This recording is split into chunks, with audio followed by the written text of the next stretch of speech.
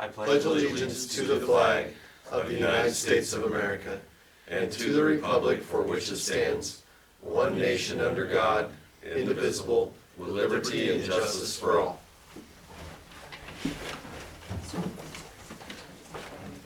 This is an open meeting of the Seward, Nebraska governing body. The City of Seward abides by the Nebraska Open Meetings Act in conducting business.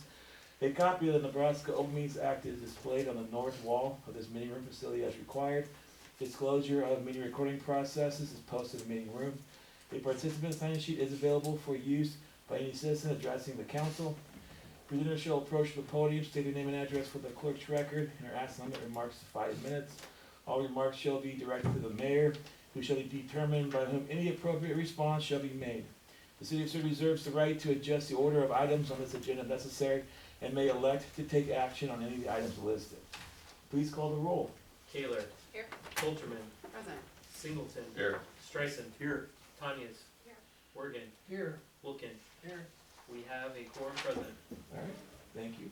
The first 6 items make up this evening's consent agenda. Move to approve. Second.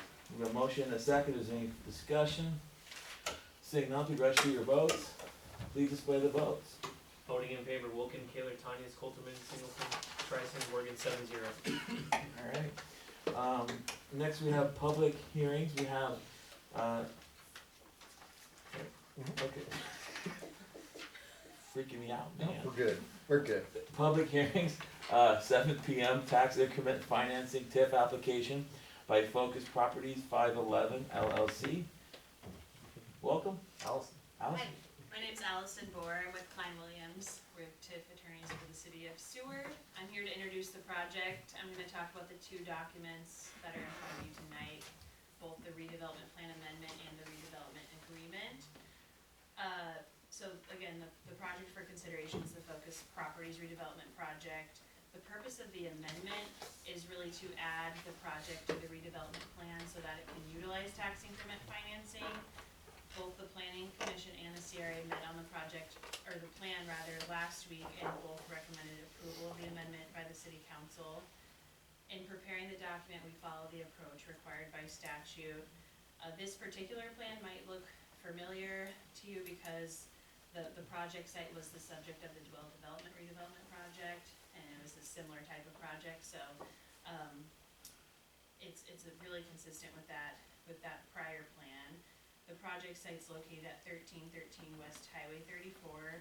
That's in the redevelopment area. It's a 2.5-acre property that's been vacant since 2007. Focus Properties 511 LLC is the potential redeveloper. The project consists of the construction of 2 3-story apartment buildings.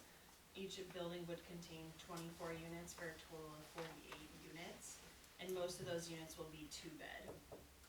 The project will also include paved parking areas and detached garages for the tenants. And ultimately, the goal of this project would be to create rental units targeted towards the workforce population of the city. The plan contains some preliminary renderings of the buildings, and Exhibit B is the preliminary site plan for the project. The redeveloper would commence construction in the 4th quarter of 2023 and complete construction in the summer of 2025. The total cost of the project is estimated at $7.7 million, and the redeveloper is requesting $1,588,000 in TIF. So, approving this project, approving the plan, will allow the CRA to capture the tax increment generated by the project site for a period of 15 years to assist with the cost of the eligible public improvements associated with the project. So, in calculating that TIF, I'm just going to kind of walk through that calculation. The anticipated base value of the project site is $208,710, and that's the current assessed value of the parcel. And then the anticipated completed value of the project site is approximately $7.46 million, and that was based on the Seward County Assessor's preliminary appraisal of the project. So the incremental value, or the difference between those 2 numbers, is approximately $7.25 million, and the tax on that incremental value is the TIF. So annually, we project that the project site will generate approximately $125,000 in TIF. So over the 15-year TIF period, that's approximately 1.87 million in TIF. And in calculating the TIF note, or putting the TIF note amount together, we used a 2.15% interest rate, so that gets you down to the $1.588 million number. Based on the redeveloper's construction of the project in 2024, the effective date for the division of taxes would be January 1, 2025. So that TIF has to be used for eligible expenditures under the community development law. We've outlined a list of the TIF uses that the redeveloper has identified that exceed the TIF amount. We're looking at site acquisition, demolition, grading, site prep, facade enhancements, and energy efficiency enhancements primarily. In addition to the TIF, the project would also be financed through approximately $756,000 in rural workforce housing and LB 840 funds. The remainder would be financed using redeveloper equity and a bank loan. The redeveloper has represented that the project's not economically feasible without the use of TIF, and that it would not occur in the redevelopment area without the use of TIF. As you know, financing and construction costs are at an all-time high, and the TIF would be used to offset a portion of that cost. So this would allow the redeveloper to rent the units at a reasonable price point that the market can support, while also maintaining an adequate profit margin. The plan includes a section on the comprehensive plan and conformance with that plan. As you can see, several goals of the plan will be furthered by the project. The project site is currently zoned UC. Multifamily use is permitted in that zone, so this project fits that. The comp plan calls for infill development, so this project fits that because we're putting housing on a vacant lot in an existing neighborhood. And both the comp plan and the housing study call for new housing options to meet the demand in the city, specifically rental units. And then lastly, the comp plan calls for housing to retain and attract the workforce population, and that will in turn retain and attract businesses in the community. Lastly, I want to walk through the cost-benefit analysis that's attached as Exhibit C to the plan, and we analyze the factors that are required by the statute in that analysis. So first, we already walked through the tax shifts that will result from the division of taxes. Those taxes on the base value that we talked about will continue to be allocated between taxing jurisdictions, and then the taxes on the incremental value will be captured for the 15-year period. And then after termination of the TIF, or after the 15-year period is over, all of the taxes generated by the project site would then continue to be allocated between taxing jurisdictions. Let's see. So while the project will defer the receipt of taxes on the incremental value, the project will result in other immediate benefits to the city that we outlined in the cost-benefit analysis by addressing the shortage of rental units, addressing the lack of workforce housing. Those additional residents should benefit the businesses in the area, and the city should realize revenue from sales tax paid by those residents, and it will eliminate the blight and substandard conditions of that site. With respect to the school district, the cost-benefit analysis does include an analysis of the impacts on the school district. The project is a residential project, so it will be creating new housing, which naturally will increase the population density, and that also increases the number of school-aged children in the city. Based on some general statistics, we would estimate at least 5 to 7 school-aged children to be living in the apartment buildings, but likely a few more than that, given that it's 2 and 3 bedroom units. So although the school district will not receive the incremental taxes on the project site for that 15-year period, there's no prospective loss in tax revenue to them because the project would not occur without the use of TIF. We conclude that section by providing that the state aid received by the school district is not impacted by the use of TIF because it's not part of the formula they use to analyze that. So the conclusion, the cost-benefit analysis states that the benefits outweigh the cost of the project. And that is answer any questions on the plan, or I can jump into the redevelopment agreement. Any questions or comments from the council? Seeing none, Okay, jump. so the contract would be between the CRA and the redeveloper. It implements the plan that we just discussed. Article 3 is really the key from a TIF perspective. It outlines the CRA's obligations. The CRA is going to capture the tax increment for 15 years, starting in the tax year, the effective date. That effective date would be 2025 based on the construction in 24. The CRA will file a notice to divide tax with the county assessor to trigger that division. They're going to issue the TIF note to the redeveloper in the amount of $1,588,000. The form of that note's attached as Exhibit E. Really, the CRA is just agreeing to pass through the TIF. The TIF note is not a general obligation of the CRA or the city, and the only source of payment on that note is the TIF. So if it comes in short, the redeveloper just gets less. So the CRA is going to use that TIF to make the debt service payments on the TIF note, and prior to the issuance of that TIF note, the redeveloper is going to be required to pay the CRA's fees related to the project. So that's that 3% admin fee plus the cost of issuance, which includes attorney's fees. Article 4, starting on page 6, that outlines the redeveloper's obligations. The redeveloper has to construct the project no later than the project completion date, and that's defined as June 30th of 2025. They have to submit a certificate of completion to the CRA when the project is done.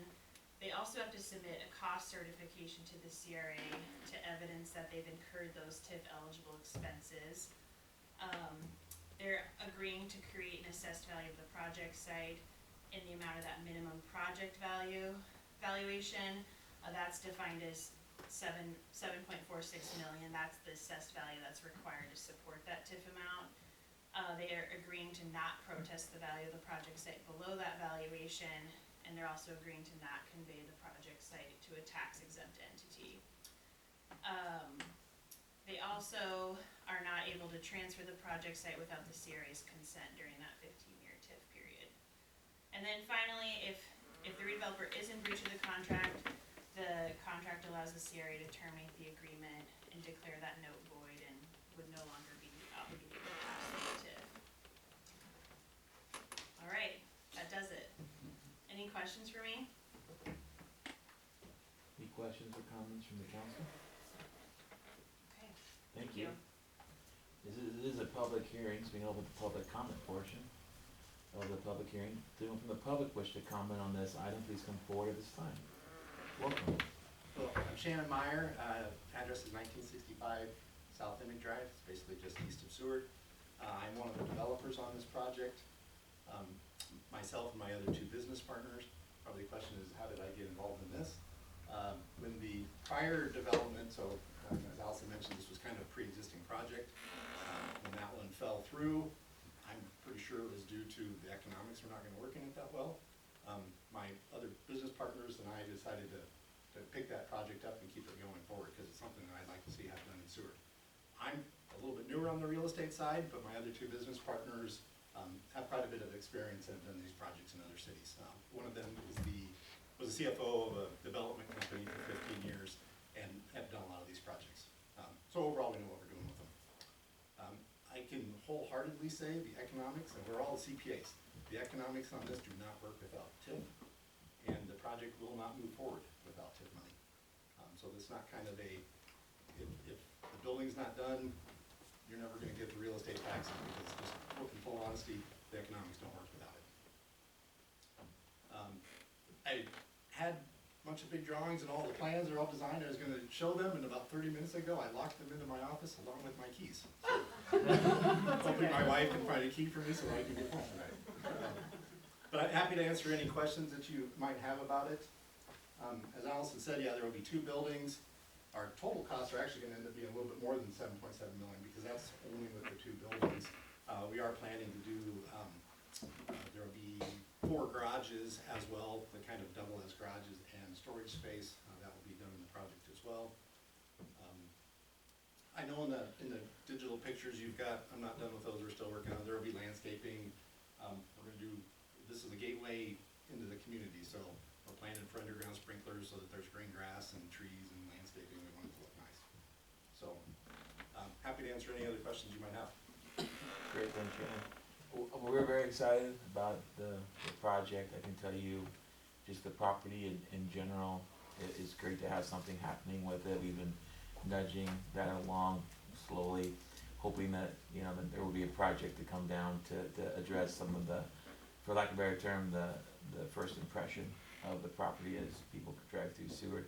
And also it meets some of the very specific housing needs that have been identified in the community as well. So I think it's a very good use for TIF, even though we don't typically use TIF for subdivisions or in general, we have for these types of projects. So I'm very excited for that. Is there any questions or comments from the council?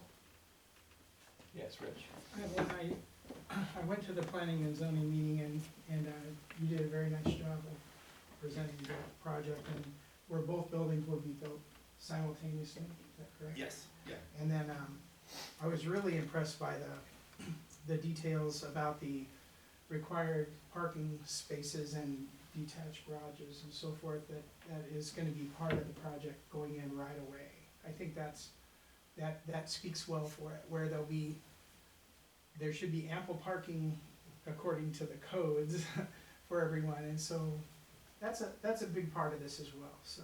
Yeah, we've already been working through a lot with Tim and the rest of the city Yeah. to make sure that the parking spaces are in place, the drainage system can all handle it, the electrical, so we've been working through all of those details to make sure that they can all be accomplished. Thank you. One other thing I will mention, just in case, so we have already purchased the lot, so we do own the lot. If you check city records though, it's under Old Town Square LLC. That's actually the LLC that owns our office building here, the former Dollar General that we renovated. When we purchased the lot, we didn't have the new LLC created yet, so we bought it under the Old Town Square LLC, and we'll just do a deed transfer on that, so we do already own the lot. Great. I'll just note a few items from the CRA meeting that myself and Councilmember Wilson were at. They're in the materials that you have, it shows parking along 14th Street. That will not be in there. The final design has all of that parking incorporated into the site, so you won't be backing out into 14th Street.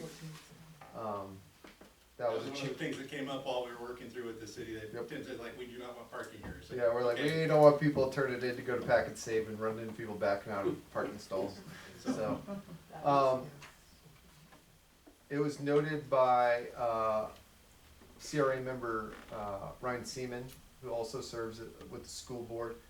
They would just like us to keep track, and the school will assist with that. This is probably one of the bigger ones we've done with residential that may have an impact with student population. There's an estimated number in here. We'll probably work over time once it's developed. The school can kind of look at that and just see how well the metric lined up to the reality, just so we know.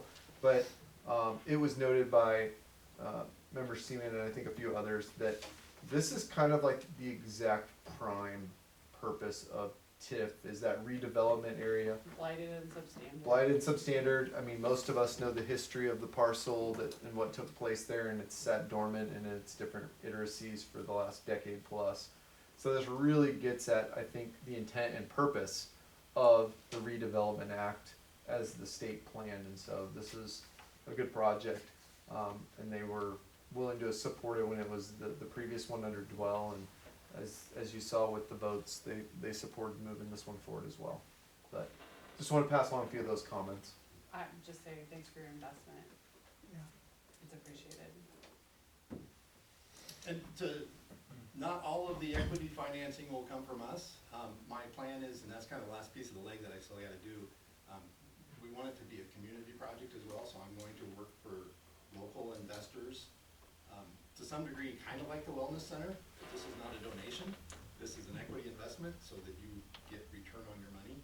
But I do want it to be kind of a broader community commitment involvement as well, so that there's broad interest in the community of it succeeding. Great. Any other questions or comments from the council? If not, thank you. Yep. Anyone else from the public wish to comment on this item, please come forward at this time. You good? All right, we're looking at you, Jonathan. You're the only one left. Yeah, I mean, Sure, I'll talk. no problem. Jonathan Jenks, Seward County Chamber and Development Partnership. I spoke at the Planning Commission and I spoke on the Dwell project. We had a number of local business support letters that we provided at the last project. The need is still there, if not greater. We just continue to grow. I actually just heard about one of our local businesses going to a second shift, which will add an additional 10 to 15 employees here over the next 6 to 9 months. So, good problems to have. We have first world problems. We're grateful for them, but we need housing to help support it. So that's why, and I think Shannon and his team are great developers to do this. Good experience in this a wonderful area to redevelop. So appreciate your consideration for support. Thanks. Great, thanks, Jonathan. So with that, I'll close the public comment portion of the public hearing and return to the council for discussion. Just to recap, Allison, your presentation included A, B, and C on the agenda, is that correct? Okay, so then, unless there's any discussion on those items, the next would be D, which is the consideration of a resolution approving the redevelopment plan amendment and adopting a cost-benefit analysis for the redevelopment project. Is there any questions or comments, or would someone like to introduce the resolution? I'll introduce the resolution. Okay. The resolution has been introduced and is designated as resolution number 2023-16. Would anyone like to move that this resolution be passed and adopted? I'll move it. Second. We have a motion and a second. Is there any further discussion?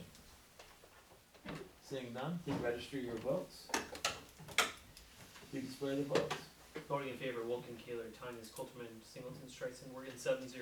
Alright, and next we have item E, which is consideration of a resolution approving the redevelopment plan agreement for a redevelopment project, including the issuance of TIF indebtedness for the redevelopment project and other such actions under the community development law. Any questions or comments from the council? I'd entertain, someone like to introduce the resolution. I'll introduce the resolution. Alright, the resolution has been introduced and is designated as resolution number 2023-17. Would anyone like to move that this resolution be passed and adopted? So moved. We have a motion and a second. Is there any further discussion? Seeing none, please register your votes. Please display the votes. Voting in favor, Wilken, Kaler, Tanya, Colterman, Singleton, Streisand, Morgan, 7-0. Alright, thank you. Thank you all. Thank you. Next we have administrative items. Item number 1 is consideration of a resolution to adopt a revised local emergency operations plan for Seward County. Greg. Yes, periodically we get revisions on the LEOP. Each entity that's a member of our county LEOP basically reauthorizes those. I believe we made it available online because it is 438 pages. So, but me and Derek looked through it and I think these only exist in digital format now, and so we'll have to figure out what we're gonna do to replace these or update them in the books that we have kind of passed around, but that's what's going on, so. Any questions or comments from the council? When you say update, you just mean like contacts and things like that? Okay. Yeah, I don't think, they didn't like meet with us and we have a substantial, I don't think the plan's different, Yeah. it's just the people in the plan Got it. are different. And there's one word that's in there that if you find it, you get a free steak dinner. But you have to find it. Oh. It's one of those, right? Any questions or comments? If not, would someone like to introduce the resolution? I'll introduce. Alright. The resolution has been introduced and is designated as resolution number 2023-18. Would anyone like to move that this resolution be passed and adopted? So I'll moved. move. Second. Motion and a second. Is there any further discussion? Seeing none, please register your votes. Please display the votes. Voting in favor, Wilken, Kaler, Tanya, Colterman, Singleton, Streisand, Morgan, 7-0. Alright, thank you. Item number 2 under administrative items is consideration of a resolution to place a ballot question for extension of LBA 40 Economic Development Program for a period of 10 years. Greg. yes, our LBA 40 program has come to its 10-year lifespan. And so now we're at the point for readoption, changes, whatever it may be, or to let it sunset. In our conversations previously with the council and specifically the LBA 40 committee, the recommendation voted on by LBA 40 was to renew the program for an additional 10 years for the exact same terms as the last 10 years. So that'd be $150,000 a year of sales tax that we're already collecting. This wouldn't be a change in taxation in any way. We would just divert that $150,000 a year to the economic development program like we have for the last 10 years and keep doing that to utilize for projects that meet the qualifications of LB 840. The plan is to have here, if we move forward with the recommended ballot question, is this will be put on the ballot for December 12th, 2023. That'll be a special mail-in election. There is an expense with it, but we did confirm that that can be paid for by LB 840. That's what we did 10 years ago. I think we estimated, we're talking to Sherry today, about $12,000. But I think we spent almost $10,000 last time. I think it was $9,000 in 2013. So that's about correct for us. The biggest one is just noting, again, we're not changing anything. We would just continue moving forward using $150,000 a year plus the money that comes back in from those loans to recycle back out to help pay for projects that qualify. And leave it to that. The city will be doing, if we move forward with this, we'll be doing a lot of educational stuff. So we'll let people know about what projects we've done, how the program works, and then an outside entity would operate and do anything if they were to work on like a get out the vote or anything like that. We're not able through city funds or city time to advocate for or against it. All we can do is provide education, very similar to the wellness center. And then an outside entity will have to kind of push the get out the vote if that's what they choose to do, or to oppose it, either way. I think our biggest one is probably though the confusion that people will think, well, if I vote against it, I'm gonna lower taxes, and that's not true. And if I vote for it, it's a tax increase, also not true. It's really just reauthorizing the program and taking that $150,000 of sales tax we're already collecting and putting it aside for LB 840 to use for projects. And the program, and Jonathan can also attest to this, the list of all the different businesses that have utilized the LB 40 program is pretty extensive. A lot of businesses were able to expand and update, remodel their current facilities for, well, at least a decade now through this current reiteration of the program. But it's definitely something that it's a good complement to TIF, because for TIF really to be effective, it needs to be a pretty substantial project, a pretty large redevelopment project that's going to see a substantial increase in the property value. You could have a 100-year-old building and you can spend a lot of money, but the value of that building doesn't necessarily reflect that.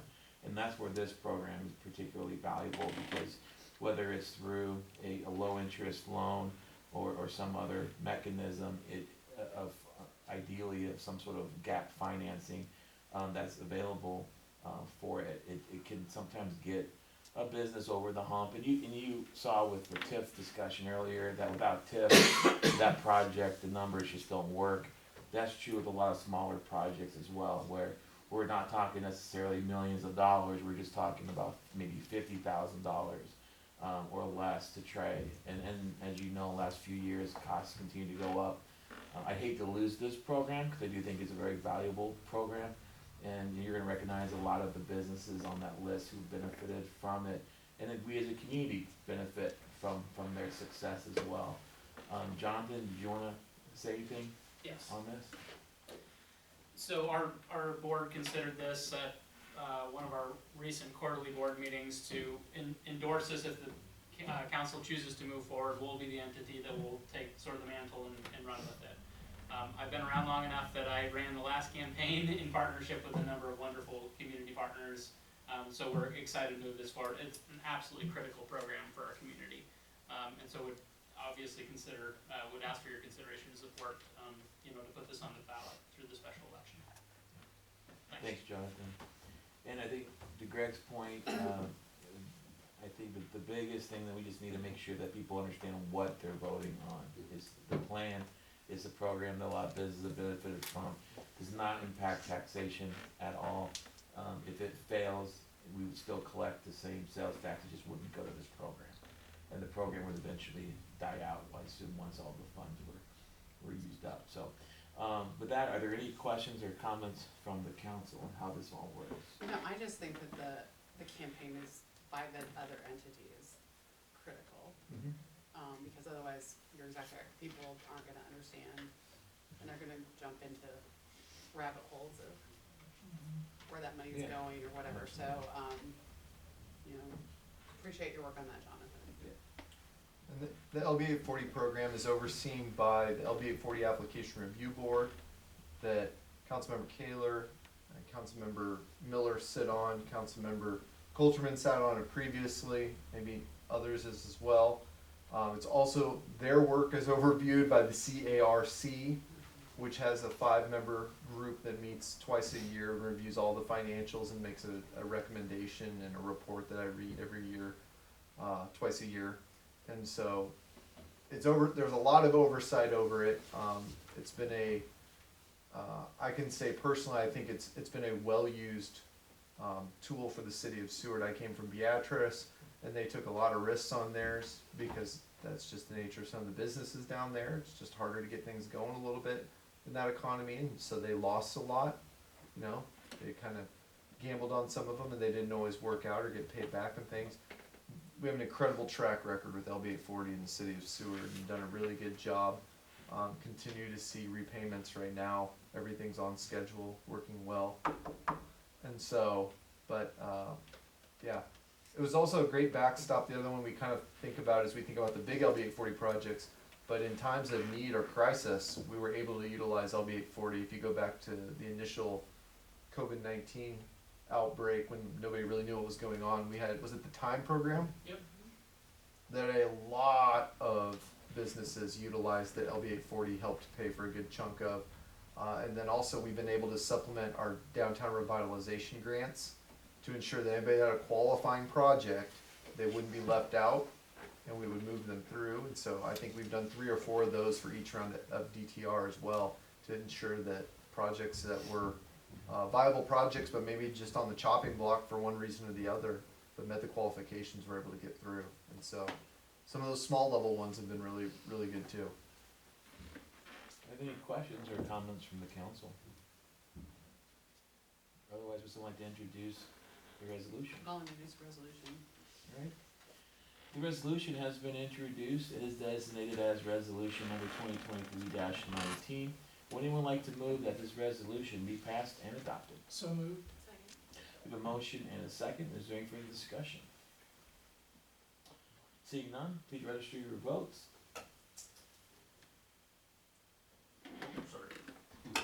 Please display the votes. Voting in favor, Wilkin, Kaler, Tanya, Coulterman, Singleton, Streisand, Morgan, 7-0. I didn't know how to do that without making it up. Yeah, I'm sorry.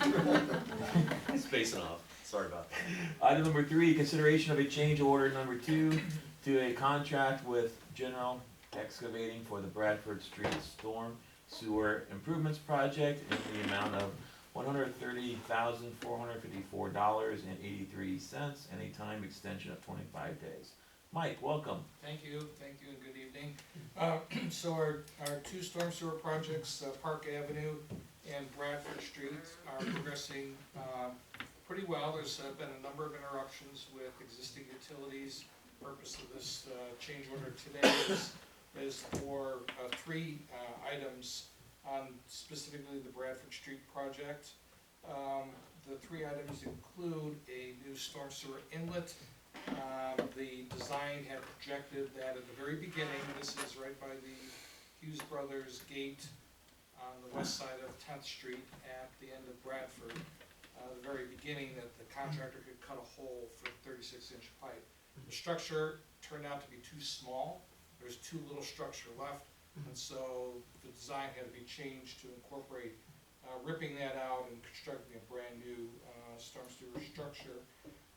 The second item proposed is a sanitary sewer 8-inch that would be bored, and that would be a new manhole placed at the intersection of 10th and Bradford, straddling an existing sanitary pipe that runs north and south on 10th Street. Bradford was never installed, never had a sanitary sewer installed. And so the sanitary services all along Bradford, between 10th Street and 8th Street, kind of find a convoluted path to the nearest sanitary services. So this would extend from 10th Street to 9th Street actually, with 2 manholes, extended 8-inch sanitary sewer pipe. We do have a good change order price, $126 per lineal foot for the 8-inch pipe itself bored. We're paying roughly $100 to $110 for open cut. So it's a very good price from this contractor. Mostly it's because they're fully mobilized. They have the boring machine available. They have a crew available as well. Everything's been excavated and it's open, so it's very convenient. At this time, we do believe that this will be the lowest cost we're able to provide sanitary sewer, typical sanitary sewer service. So currently the services run all the way down to 10th Street. They run 200, 300, and 400 feet, which they shouldn't. They really should just go out the front of the house, find the nearest sanitary sewer pipe, and drop into it. That was what this $80,000 portion of this change order. The third item is a water main loop, and again at 9th Street, where the water main is crossing the new 36-inch pipe. There's too little bit of vertical clearance between the two, and we've had to drop that 8-inch water main. So the water main runs from 10th Street east on Bradford to 9th Street, takes a 90-degree bend, runs up to Robert Street, and then it interconnects with the rest of the system there. And so the portion right at Bradford, we have to drop down several feet, 4 feet. And so the third portion, roughly $32,000, is for what we call the water main loop. It's a cut in of several 45-degree bends to actually drop that main below. There's all sorts of state standards as to clearances and how you have to do that. And so with that, the three total to $130,454.83. We don't think that the additional calendar days added will be utilized by the contractor. This then begins to overlap the Highway 15 project, but the contractor is pretty confident they will not need it. Of course, this is the only time to get the chance to actually add those days. So it's quite a bit of work between the three items, and I think that the calendar days are properly allocated to the contractor for this contract. So with that, any questions? Thanks, Mike. Any questions or comments from the council? It's a much needed project. I don't know if there's really much of a choice when it comes to the change order, because unless you don't want to do it, but Correct. the timing would suggest if you're gonna do it, this would be the time to get it done. The best bang for our buck, I guess, in terms of infrastructure dollars to do this amount of work now. Any questions or comments, or entertain a motion? Move to approve. Second. A motion and a second, is there any further discussion? Seeing none, please register your votes. Please display the votes. Voting in favor, Wilken, Taylor, Tanya, Coltman, Singleton, Streisand, Morgan, 7-0. Thanks, Mike. Next, we have the update on the Wellness Center. I will handle that tonight, as Executive Director Breezy is out. The first one is, you'll be getting, if you haven't already gotten, an invitation to the Wellness Center groundbreaking on October 31st at 10 a.m. On-site, parking available at the middle school, and then we'll walk across with some assistance from the PD. Just cruising right along, there might be people up there right now moving dirt around, doing some survey and geotechnical work and things like that, just getting ready to do the grading.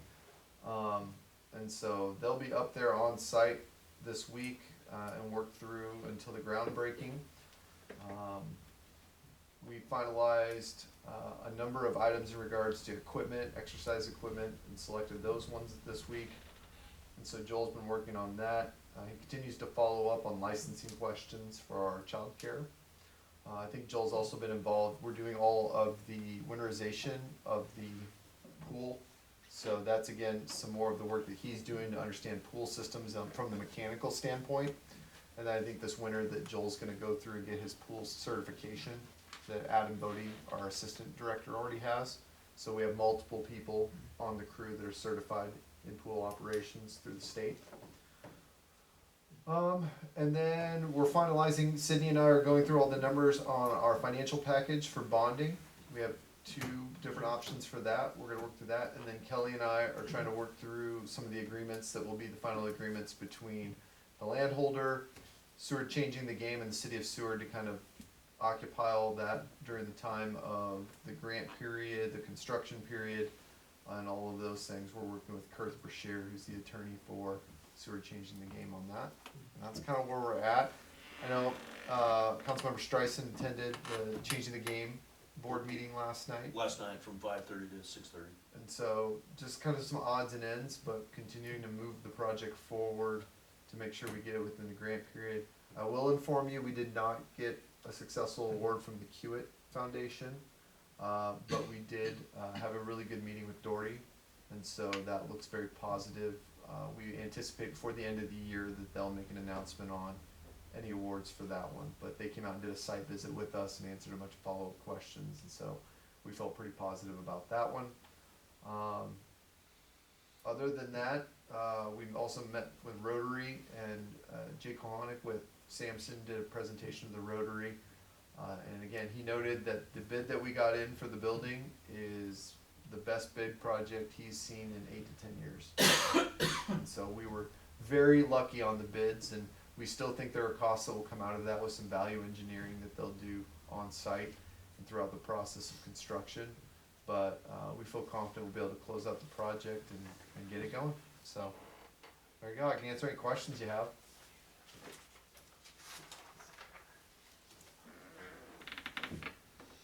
Any questions for Greg? Otherwise, we'll move on to his report. It's the administrator's report. Greg?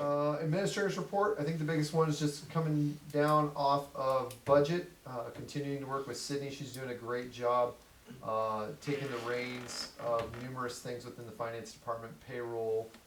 She's right in the middle of working with the auditors. She gave us all our assignments today for what we have to prepare in the office, so we'll continue to roll with that. Closing out DTRs, I got a number of TIF items between the SCCDP one and Focus that we'll be closing out and getting those things all teed up now that they've been approved. Wellness center items, and just a bunch of follow-up ones. Just finished up evals. Derek did a great job of helping revamp the eval process, and so now we're going to be getting feedback from all the staff and everybody from a new eval system, and so we'll continue to tweak that one. And then probably the other big one is we're having regular meetings every 2 weeks now with the design team for the Civic Center. And so that project will gear up quickly. I think they've already started rattling the saber about getting people out of there this spring. Greg got to attend a fun meeting the other night. The 4th of July committee meeting is always fun. And it's even more fun when you tell them about how they can't do things because of all the gazillion projects we have going on. So, but we At want, one point, he told Clark to take it up with his brother. not my brother, Clark's brother.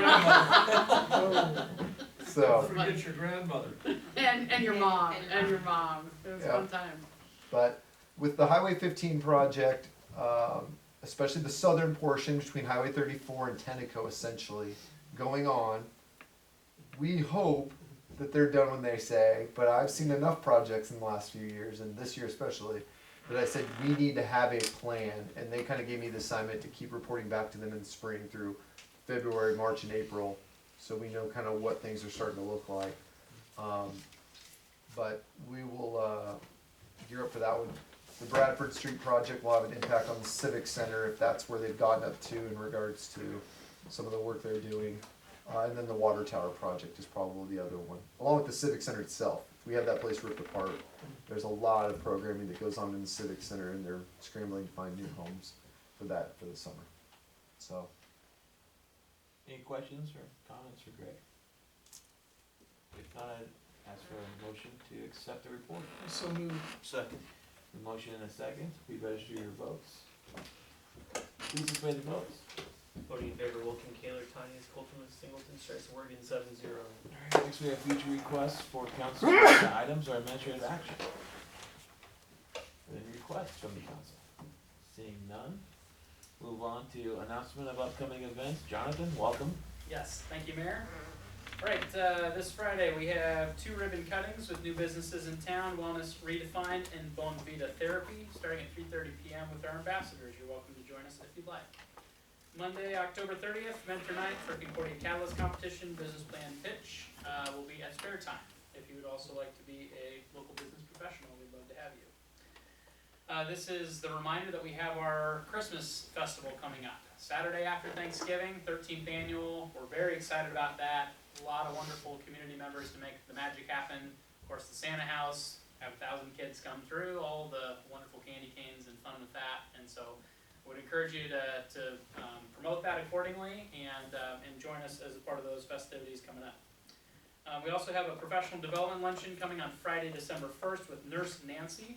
She's a humorist and will focus on the topic of health and wellness in the workplace. It's a nice partnership we have with Memorial Healthcare Systems. Lastly, we'll need your help educating, of course, the voting citizenry about this upcoming LD 840 vote. You'll see a lot of materials coming from our organization to just help people understand what's going to be on the ballot. So would ask that you would just help get the word out more than anything, just so we can obviously have people engaged in the process. So with that, that's all I have. Thanks, Great. Mayor. Thanks, Jonathan. Next we have a strategy session. I move that the city council go into closed session with the mayor, the city administrator, city attorney Jonathan Jenk, and the city clerk for the production of public interest to discuss real estate interests at the Seward Rail campus and provide the city attorney with negotiating guidance for a period not to exceed 30 minutes. All right, we have a motion. Is there a second? Second. We have a motion and a second. Please register your votes. Please display the votes. Voting in favor, Wilken, Kaler, Tanya, Colterman, Singleton, strikes and Morgan 7-0. All right, the council voted to go into closed session at 7:50 p.m. for the protection of public interest to discuss real estate interests at the Seward Rail campus, to provide a city attorney with negotiating guidance. No formal action will be taken. We are in closed session.